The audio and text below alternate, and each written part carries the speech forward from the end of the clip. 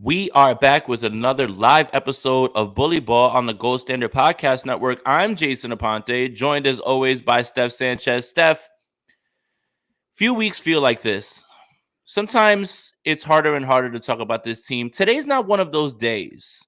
No, But first, we haven't had a day like that in a long time, by the way. Oh, no, we haven't. But first, before we get into the sassy talk about the Dallas Cowboys, how are you doing today? I'm good, man. I'm doing great. How are you? I'm great. I am completely in my bag. This week has been the easiest week of content ever since because the slander started right when Tashawn Gibson picked off Dak Prescott. And it still isn't going to stop. Like at 10:48, I'm chilling right now with you, but I will immediately go back to still cooking the Cowboys for a little bit. Generally, I want to turn the page. I want to turn the page and I want to think about the Cleveland Browns if this was any other week. But this isn't any other week, is it? No. It's the Dallas Cowboys. It was supposed to be game of the year. Still might be game of the year for us.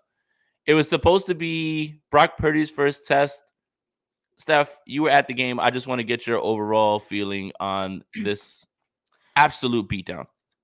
I mean, it was awesome. The energy at Levi's was incredible. You know, just everything with like the rivalry. And, you know, Jay, you said it best. It's not a rivalry if it's one-sided, right? So it's right not now, a rivalry until you win. So as of right now, this is not a rivalry. But, you know, there's a lot of Dallas fans who come out trying to see their team win. And I just have some advice for them, some financial advice. Oh, yeah. Stop spending your money on these games until your team can prove that they can actually win one. She's starting. Let's go.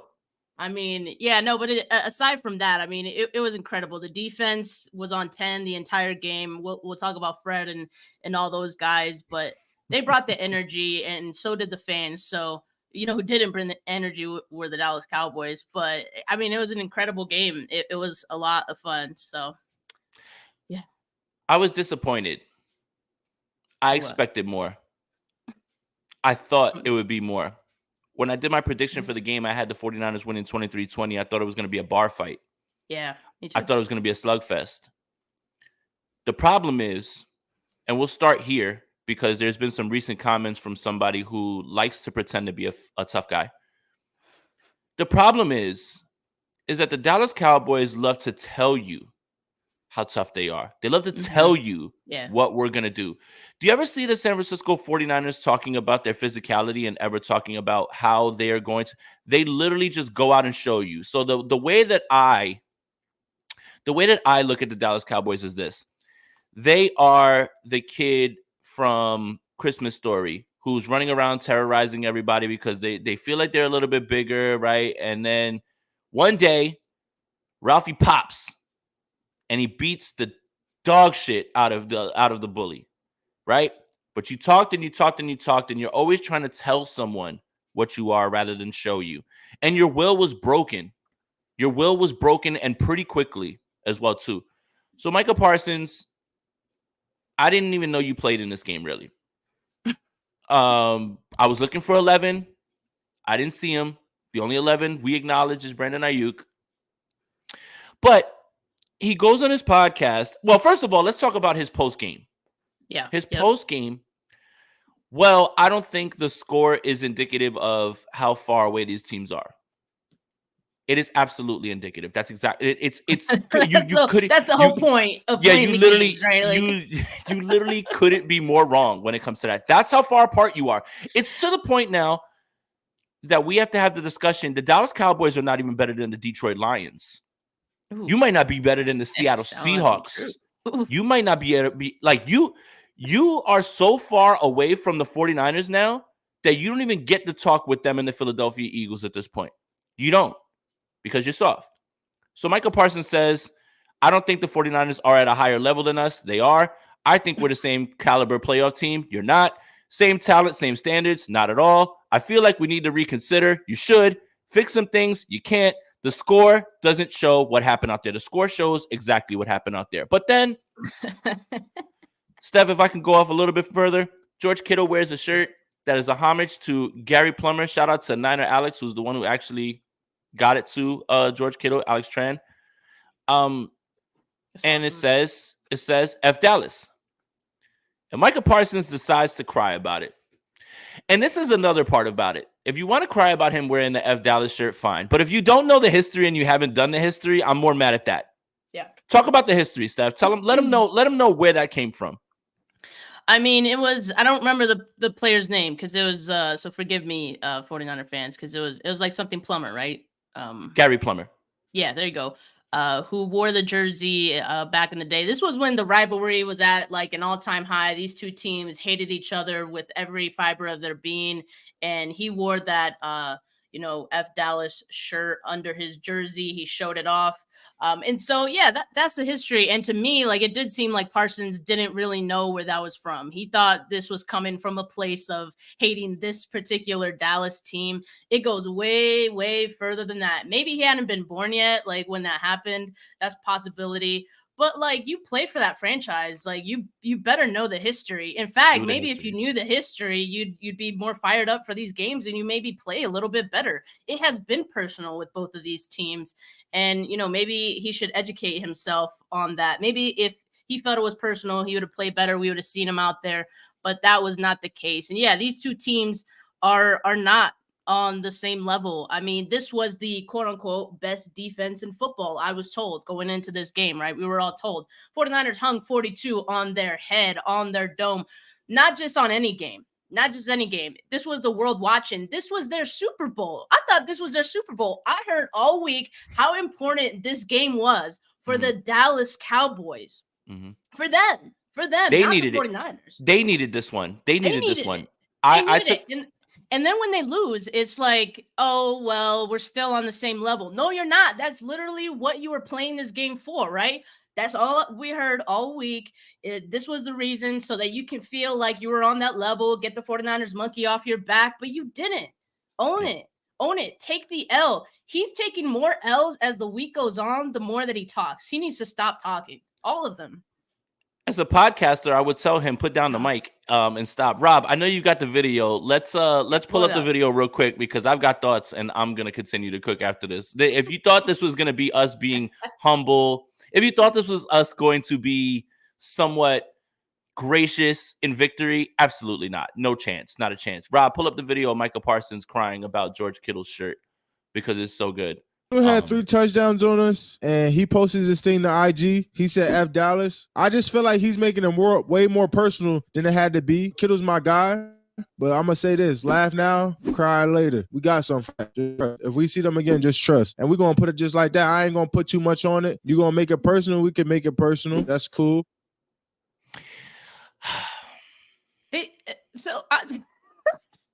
It's like, oh, laugh now, cry later. Like, you've been crying. I don't want to hear about laugh now, cry later. Yeah, you literally had the chance to show, whatever it is they're gonna show later. You had a chance. Like, what was that? Where was that? I don't want to hear laugh now, cry later. Listen to me, Micah Parsons. Listen to me. I was looking at your schedule, and your defense looks real good when you face Daniel Jones, Zach Wilson, and Mac Jones. Everybody looks good when you face them.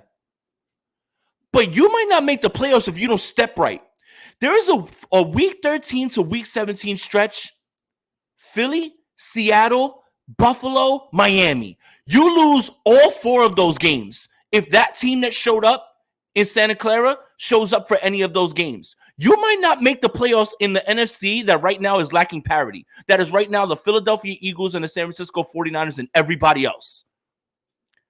Laugh now, cry later. Cry now and laugh never. Like, are you kidding me, man? Like, he's gonna cry later. I don't understand. The Cowboys have more podcasts than wins against the 49ers in the last 3 years. I don't want to hear this. Stop podcasting and worry about trying to win games. It's so sad. If this was anybody else, maybe I'd let it slide. But all week leading up into this game, Micah Parsons and the Cowboys' tone has changed. It went from, I'm from Harrisburg where the bullies get bullied. Well, you get bullied every time that you show up against the San Francisco 49ers. Jerry Jones is calling the 49ers the Super Bowl team. How soft are all of you now? What happened? We used to be a proper country. Now, all of a sudden, you think that you're going to lull the 49ers to sleep with gamesmanship and praise? And what did they do? They went out there and they smoked your ass again. And the divisional game was great because that was way closer. And that's what I was expecting. I was expecting that. But Trayvon Diggs walking through that door was not going to make this game any closer. Trayvon Diggs does not close the gap 32 points at all. This is who you are. This is who you will be. You're soft. You're not that good. We need to have a discussion about Dak Prescott. I want to talk about that. But you know what? I'd rather talk about a good quarterback. His name's Brock Purdy. Cook. Oh, yeah. And by the way, Trey Lance, he gave you no info. There is no info. And you know how this narrative was stupid, Steph? The week before, Ezekiel Elliott came into town with the New England Patriots, and the New England Patriots lost 38-3.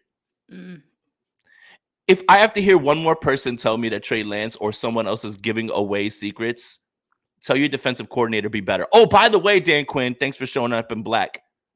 It's the perfect thing to be set up and put in a coffin for. But I want to talk about Brock Purdy. You know what, Steph? You talk about Brock Purdy.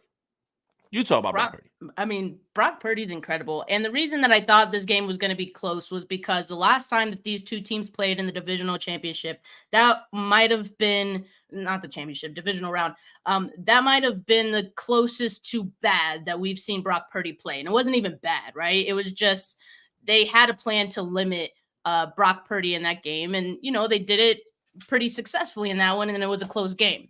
That's why we thought going into this one, it was going to be more of the same. The difference here is this is not the same Brock Purdy that we saw in the divisional round. I think he is improving at such a fast pace that it's incredible. Every single week we see improvements. He's already outgrown the week 2 performance when he was missing guys deep. Look how many deep balls he was throwing in this one. And the one that stuck out to me, this particular drive, he was surgical. He had Brandon Ayuk for that 40-yarder that got called back because of a holding penalty.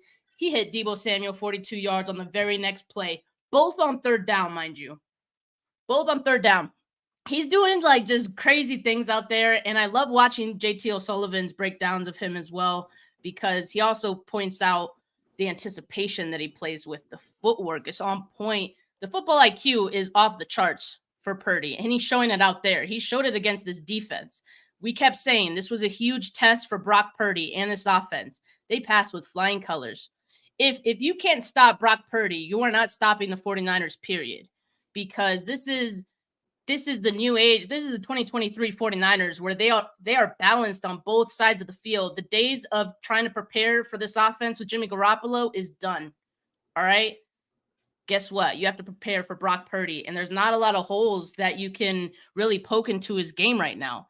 And so it makes things really difficult when you have that sort of, football IQ that we're talking about matched with the scheme that, Kyle Shanahan is calling. And mind you, I mean, I think we've all noticed Kyle Shanahan, it seems like he's being a little more aggressive out there too, when he knows that he has a quarterback as good as Brock Purdy, who he trusts, really well. So it's just taken this 49ers team at a whole different level. 4 touchdowns on Sunday were a career high for him.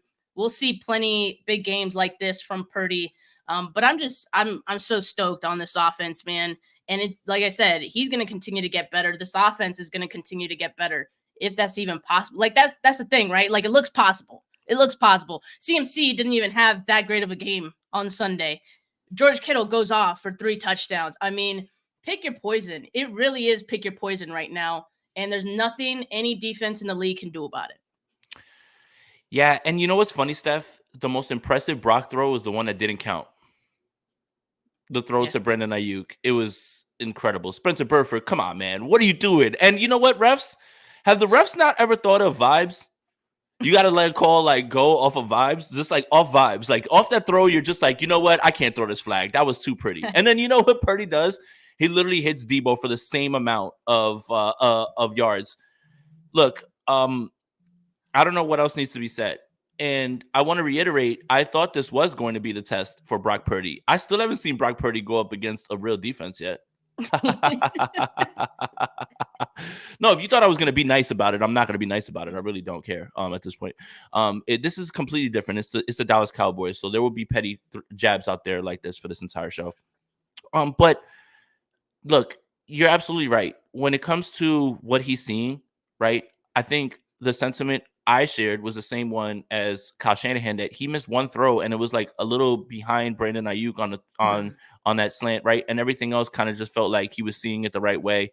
I don't know what else needs to be said about Brock Purdy, man. I think everyone is always trying to just downplay what he does based on the play caller, based on the playmakers. And then it's so much easier, Steph, and this is why you see Brock Purdy, ranked 25th by whoever, or really low, because it's so much easier to bet against the last pick in the draft. The odds are against him that he's going to be successful, right? Like that is the part that I feel like a lot of people are grasped onto, as opposed to changing your mind with new information. It's just like, well, it can't be someone who was the last pick. It can't be someone that everybody overlooked. Well, football's a funny sport. Kurt Warner was undrafted. There's players that just show up that were bagging groceries and they end up, getting their own movie, like Kurt Warner, right? Like, and I'm not saying that that's what's going to happen, but there's no secret sauce to evaluating the quarterbacks. Some guys have all the tools, can't make it happen. Some guys are a little bit less limited. And I think Brock Purdy was asked about it, and he said, look, I know I don't have the strongest arm, but there's more to it. The anticipation he throws with, guys are not even out of their breaks before the ball's, on them. Those are the things that you're looking for, man. It's hard not to be impressed with the young man. And for the first time, again, even through this, right, with this game and the 49ers defense looking so good, because I want to talk about Fred Warner right after this. The 49ers offense is still ahead of the 49ers defense. And this is a feeling that 49er fans haven't known for a long time. For a large time, your team has been a defensive team that has been the horse pulling the cart. Well, now there's a Camaro pulling the cart, and it's the offense right now. Like, that's what's pulling the cart. It's not a horse. It's a car that is very fast. But Fred Warner, forced fumble, interception, sack. Steph, I start to get to a point where watching Fred Warner play football becomes boring, in the way that we're just like, we're used to it. Yeah. What else needs to be said about Fred Warner other than he's best in the world? Yeah, no, he really is. I mean, the thing for me is, yeah, sometimes like there's some games where you don't bother to talk about him because he does this week in and week out, but there's certain games where he does play at a level that you can't stop him, even if you tried. He reserves certain games for teams like the Dallas Cowboys, and he did it a bunch against, the Packers as well. All those like playoff games against Aaron Rodgers. He turned it up. He always turns it up for those high caliber matchups. And, every once in a while, he just has to remind people that he's the best linebacker in football. And like you said, he's up there with like best defensive player. He was definitely the best defensive player on the field on Sunday night. I'll tell you that much. It was not Micah Parsons. Who? Yeah, I mean, yeah, exactly. I don't even know who he is. But is that a podcaster? Was that a podcaster? I don't know. I mean, he's probably wouldn't it be dope if Micah Parsons was like, these two podcasters are talking? I'm like, you still talking, bro? Get on the field and do something. I mean, he just might. He's all wrapped up in the post game antics. But yeah, man, Fred, he's incredible. I love Fred. Having Fred on the team just entirely changes that defense. He's the quarterback of the defense, right? I think we've said that before. And he lifts the entire defense. And Greenlaw as well had a tremendous game. The Cowboys weren't able to do anything really on offense. They're trying to run things to the outside. Who's there? Oh, just these two linebackers who are all over everything. You can't get past them because they're so freaking fast. They're so fast. And there's a bunch, as soon as Fred Warner got drafted and he was as good as he was, you remember there was a bunch of talk of like, who's going to be the next Fred Warner? It's been years now. I haven't seen the next Fred Warner. There's no one comparable to Fred Warner and what he's able to do. He was guarding wide receivers like downfield. It's not the first time that we've seen it, right? I mean, this is what he does. He can do everything he could do everything on defense. You line him up anywhere, he could probably do pretty well. So I love having Fred on this team. He's one of one. And I want to have a conversation about Steve Wilks too, right? Because there was a lot of talk about, I wrote an article, I did a poll, 58% of 49er fans were good with Steve Wilks. That means 42% of them weren't. See, I can do math too. And a lot of it was, well, the coverage, all that stuff. It felt like Steve Wilks was putting things on tape that he wanted to change up against the Dallas Cowboys, and they played a little bit more man. And I just want everybody, this is a lesson in slow down. Let's watch what the plan is, right? 4 weeks, you go out there and you put out, coverage after coverage that is zone, that looks like something that you've been doing. And then against a certain personnel, you break out something that they probably weren't expecting.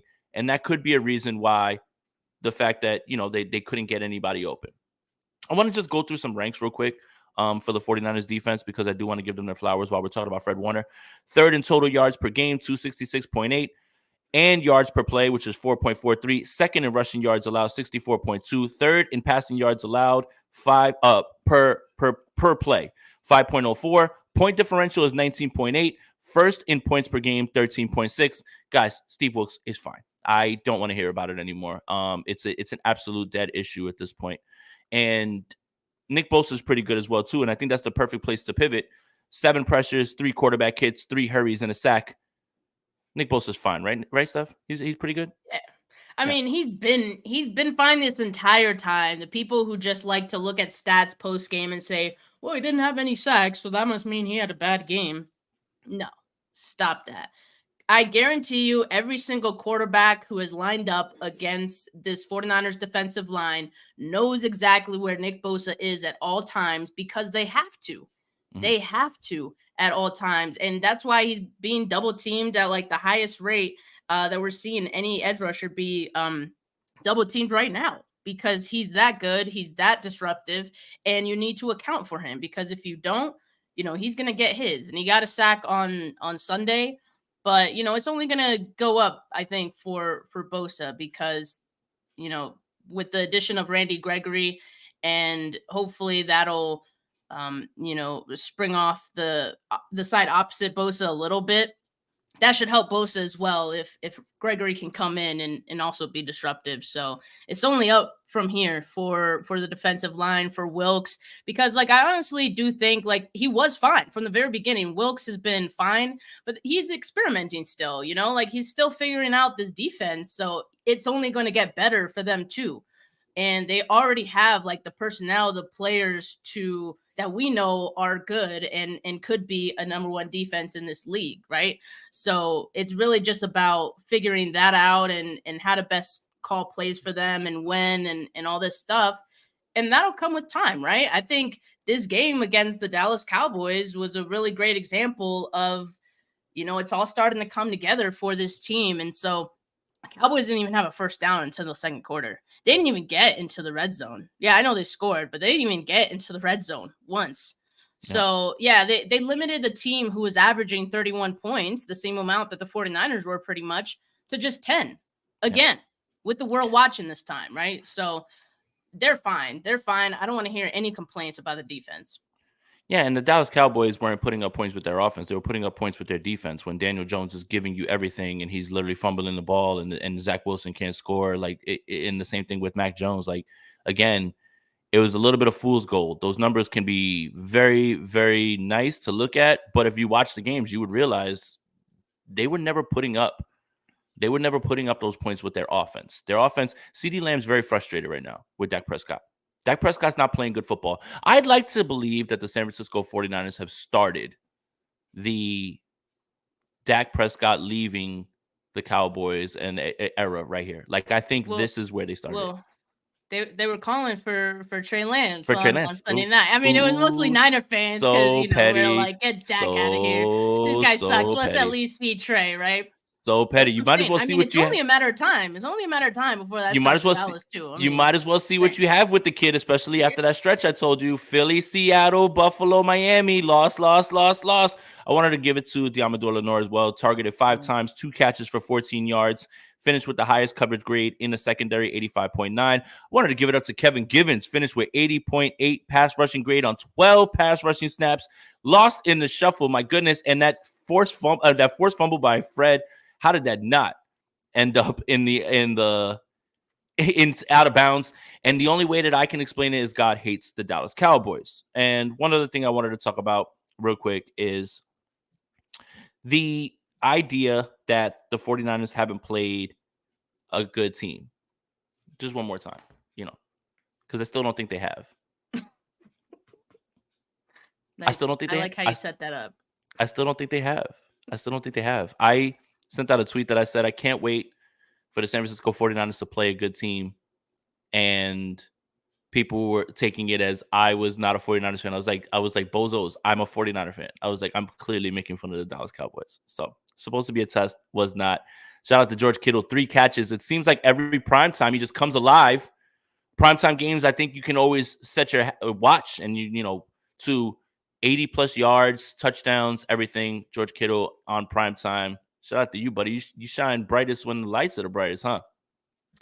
I mean, Kittle's always like ready to pop off for a big game. Like anytime it feels like he's kind of dormant and he has these bad stat line games, he's ready to pop. And I did kind of have a feeling that it was going to happen in this game. I did not quite think it was going to be 3 tutties, but hey, we'll take that any day, right? I mean, he was a mismatch all over the field, and they were getting creative for him too with the flea flicker. I mean, he's awesome. He's still good, right? He's still good. And that's the thing that we're saying, like, there's sometimes that defenses are going to key in on him or just do enough to take him away. Someone else is going to, break free. This time Dallas Cowboys put all their focus on Christian McCaffrey, and it was George Kittle who, reaped the benefits. And yeah, 3 catches, man. All 3 catches were touchdowns. Like that's efficient. That's pretty efficient. Oh, by the way, Brock Purdy is the most efficient quarterback in the league, by the way. For people that like those sort of stats as well too. Here's some funny stats real quick too, Steph, because I love pulling the stats after games on Monday, especially when you wake up early on a Monday and you know that you beat the dog shit out of the Dallas Cowboys and they're crying about it. First of all, I just want to say that Dak Prescott said that's the most humbling loss I've been a part of. That's like chicken soup for the soul. That's what I want to hear. I don't want to hear that you feel like, oh, we're close or whatever. I don't want to hear that. You're lying. That was chicken soup for the soul to hear that Dak Prescott said that was the most humbling game he's ever been a part of. And I seem to remember after week 1, I believe it was DeMarcus Lawrence, if I'm not mistaken, who said, you're watching the best defense in the world. Wrong. Okay. For the 49ers offense, these are some really funny stats, and I want to correlate it, obviously, and contextualize it. So relax. People just don't understand when you put stats out on Twitter, and they just start foaming at the mouth and acting like you're saying something other than these are the objective stats. Yards per play, the Miami Dolphins 8.31 are first in the league. The 49ers are 6.33, second in the league. Passing yards per play, the Miami Dolphins are 9.76, first in the league. The 49ers are 8.99, second in the league. Points per game, Miami Dolphins 36.2 points per game. The 49ers 33.4 points per game, first and second. First downs per game, Miami and the San Francisco 49ers are tied at 24.8. Could you imagine if the San Francisco 49ers score 70 points in a game? That is really where I was going with that. And the point is, this offense has been better through 5 weeks overall, with no lows, ups, and downs. No 70-point game, no 20-point game. Everything's 30, 30, 30. That's much more impressive because those numbers are skewed because you have a 70-point game under your belt. That is what I was trying to imply, that first and second, Miami Dolphins and the San Francisco 49ers. But all of that has to do with a 70-point game and pretty much what they did against the New York Giants on Sunday as well, too. It's just been that they've been consistent. And they've been consistently not good. They've been consistently great on both sides of the ball. You could even say all 3 sides of the ball. Special teams was good. Mitch Wishnowsky was hitting some great punts, I thought, on Sunday as well. He didn't have to kick too many, but still, He made them count when he did get them. And Hooray.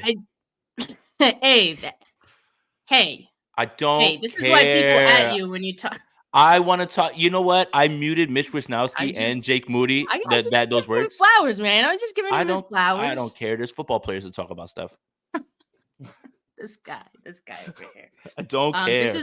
This is exactly why you make yourself a target when they have good games. You're getting added and all that. I don't see any of that. I literally have muted the words Mitch Wisnowski and Jake Moody, and my life has been marginally better. Okay, I'm gonna find a way around that. And You can't. It's muted. It's muted. You can't. It's muted. You can't. Okay.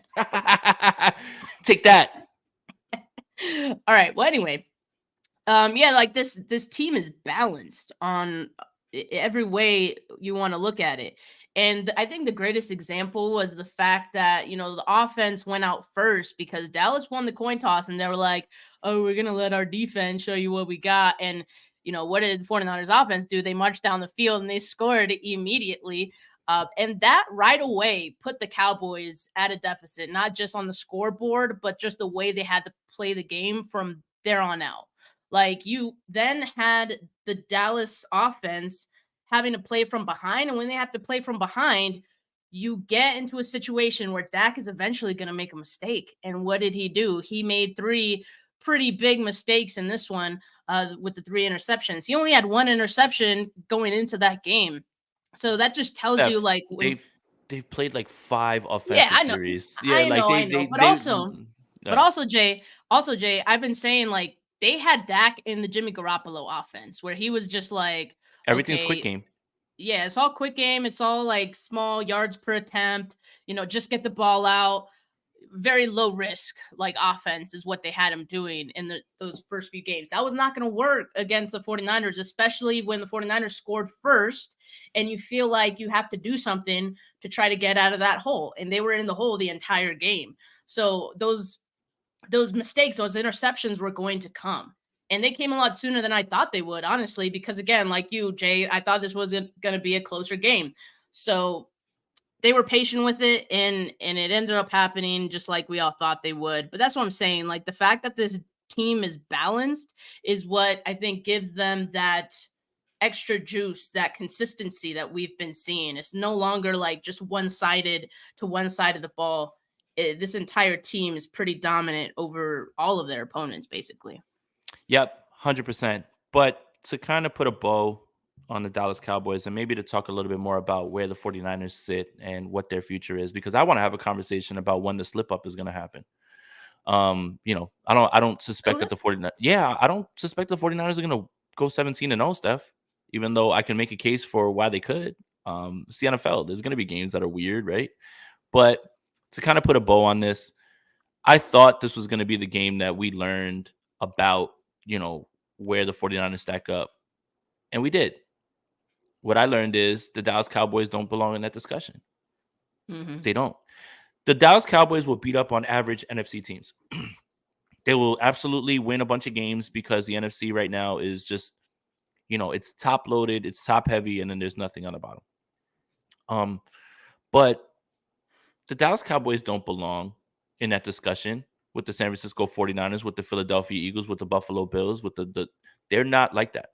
They're not. And I think that's what we learned from this. And we learned that there's a clear divide between the 49ers, the Philadelphia Eagles, and then everybody else at this point. Mm-hmm. And I think there's a large argument that could be made that even the Philadelphia Eagles don't look as impressive, even though they are 5-0. Okay. I mean, you don't get style points. And we talk about this all the time when the 49ers win games, right? If they win ugly, there's no style points, right? None of that. They're still 5-0, and they're still the NFC champions. So you have to give them the benefit of the doubt. And also in the same way where we're kind of looking at the 49ers like, hey, they're going to round into shape in certain spots. By the way, shout out to Colton McKivitz. Very good game, young man. Yeah. You gotta love that. You gotta love that. But while you're telling everybody, hey, listen, there's still things that need to be rounded out, you still have to give them that same sort of benefit of the doubt. That's the game that I'm looking at as the real litmus test at this point. Because now the 49ers are going to go into Minnesota. Justin Jefferson's not playing. The 49ers are going to go to Cleveland. They're not even sure Deshaun Watson's suiting up on Sunday. I I don't care if he does or he doesn't. They're not going to win. I mean, it would be good to, kind of, do something for the women in the community. That would be great. But it doesn't matter. Deshaun Watson can play. The Browns are not beating the 49ers. The thing is like, you have to start looking now at the schedule and saying, well, where's the possible slip up? Where's the game that you're looking at and you probably thought, hey, this one's a clear victory, and then they go out there and they throw one up like, Colt McCoy comes in and beats the 49ers. The 49ers still, logically, if you think about it and you really try to build the case, could win every single game. Every single game, provided they're healthy, provided things are, at the place that they are now. But I'm interested to figure out when the slip up is going to happen and when it can happen, because it probably will happen. I don't think the 49ers are going to go 17-0. And I'm sure people will yell at me like, oh, Jason's, saying something crazy. It's like, it's really hard to win 17 straight games. Yeah, no, it is. And so looking at the schedule, when do you think that could happen? I mean, like you said, it's hard to predict because sometimes there's just games where, your team comes in and it's low energy and I don't know, you just don't play at the level that you usually do, right? So, but looking at just opponent alone.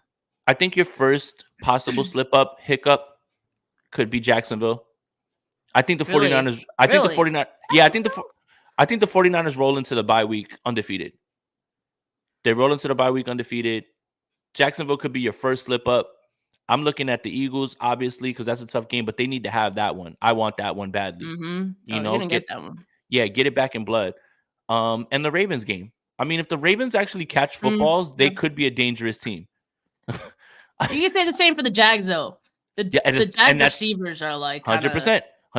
Trevor Lawrence has a fumbling issue though that we need to talk about. But other than that, like if you believe the 49ers are going to go 17-0, God bless you. I love it. And that would be cool. Then that means they got to go 20-0. Otherwise, none of that matters, right? I don't want that type of pressure, right?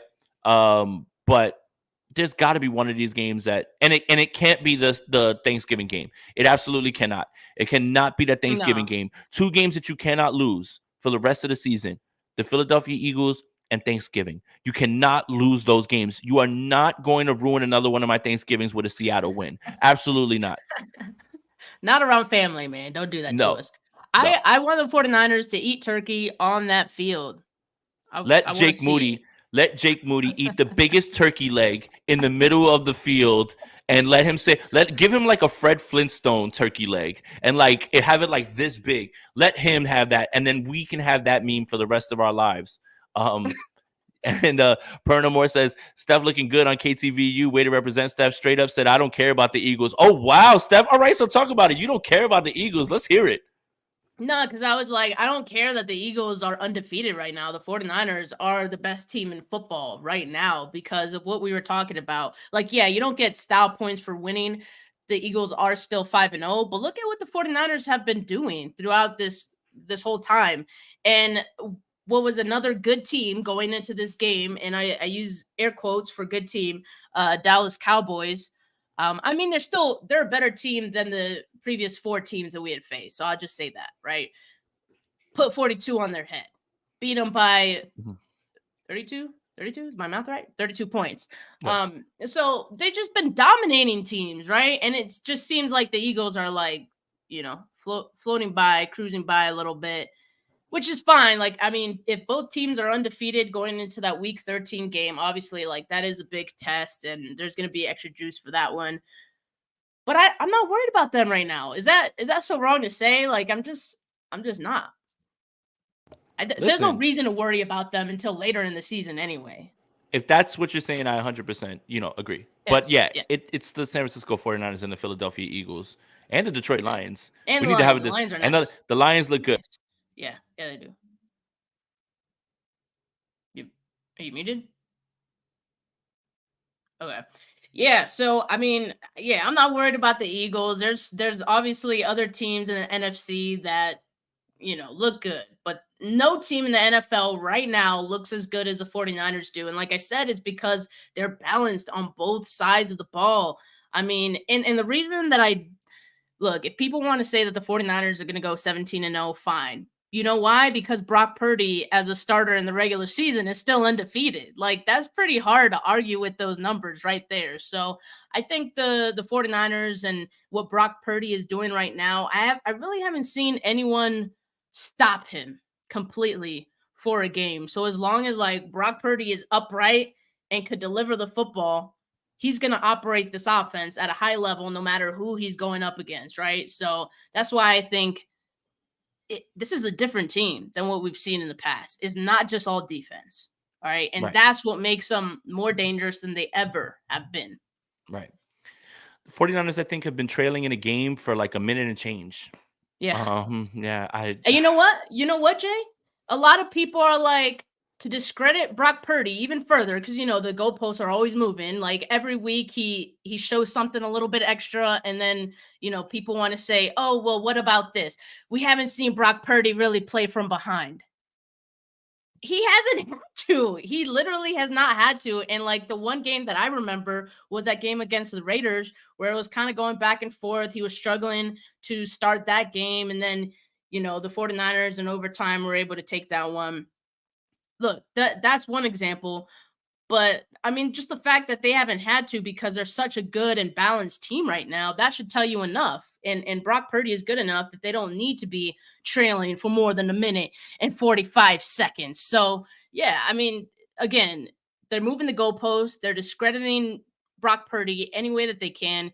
I'm tired. I'm tired of it, man. Like, respect him. He's a people are calling him like a robot. They're like, is he AI? He's not real. Those are the arguments and the talking points I like to hear.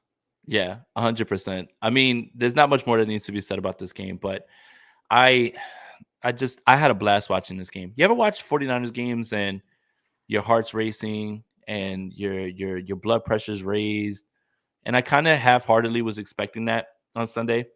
And then right after Tashawn Gibson intercepts Dak Prescott, then I was like, all right, it's time to let the memes fly. I know what's happening here. I get it. I 100% get it. We started early. We got started early, man. Oh, yeah. Oh, no. And the thing is, you know me, I'm Petty LaBelle. You know me. I'm going off. Like, and it's the Dallas Cowboys. You know that's what I was about to do. But looking forward to the Cleveland Browns. I'm looking forward to Colin McKivitz going up against Myles Garrett. And that's another very good test. I mean, think about this, right? Like Colin McKivitz, TJ Watt, Micah Parsons, Myles Garrett.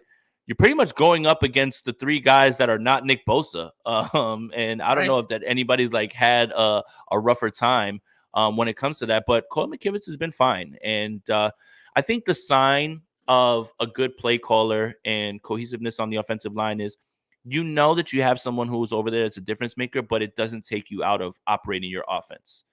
If you have to make significant changes to your offense, then your offensive line becomes a problem. But if you're able to functionally run your offense the way you want to without, obviously some minor tweaks here and there for scheme and for whatever it is that the defense is doing, then that's the sign of a team that has a play caller that knows how to beat that, has a quarterback that's getting the ball out quickly, and possibly could be that a right tackle is actually improving a little bit. So, I mean, all three of those things can be true for the 49ers. There's a lot of optimism about that. And I think what I knew about the 49ers offense is always going to be there. Like, I feel like, yes, we're watching Brock Purdy improve every single week. But what I walked away with was, even though Aaron Banks left this game with an injury, he looked very good. This offensive line is looking much better as the weeks go on. It's all fitting together. Quarterback play calling, offensive line, everything is working right now. It's just working to the point where we usually see this happen later in the year, not this early in the season. And that's why 49er fans are brimming with optimism. And that's why, Steph's going on TV as a celebrity yelling, we don't care about the Eagles, bring it on. Like that's the reason that Steph is feeling like that. I think we knew what the defense would be. And we still think there's probably a little bit of room for improvement on the defense. I don't know how, especially when you look at these numbers, but I guess people want sacks. But the offense is the reason that so many people are excited. This is a high-powered offense, probably the best offense in the league, statistically, when you go through it without 70-point games. And I actually despise when people do that. Like, if you take away the 70-point game, then the Miami Dolphins aren't that good. And look at this picture of Rob at his first football game with a celebrity. I met Rob over the weekend. He's tall as hell, man. Tall, lanky. I was like, man, Rob, like crouch down a little bit, man. Like maybe help me out here, all right? Because I look short as hell in this picture. But yeah, no, it was. Can I just say one thing Yeah. about meeting Steph? The hair is even more impressive in person. And it was windy. It was windy. It was messing up my flow a little bit, cramping my style. Thank you, Rob. Man, one day I'll get to meet Steph. Oh, come on. Oh, come on. Get out of here, man. Hey, Get look, what a fun episode. This is probably the best place to end it. You know, if you took anything away from this episode, take this away. The Dallas Cowboys are not like that. On the like that meter, they are low. They're in the basement. They're not there. They're not that guy, pal. The San Francisco 49ers are, in fact, that guy, pal. That'll do it for Bully Ball Podcast on the Gold Standard Podcast Network. I'm Jason Aponte. That's Steph Sanchez. Make sure you follow Steph on Twitter at Steph49K. Make sure you follow me on Twitter at Jason Aponte2103. Make sure that you like and subscribe to this video on YouTube. Make sure you visit the Gold Standard Podcast Network on the internet. Please put the site up. I always get this wrong, Rob. GoldStandardNiners.com. Thank you so much. And follow Gold Standard Podcast on X or Twitter or whatever it is that the kids are calling it. So for Steph, for Jay, Niners win, Cowboys suck. Peace. Peace.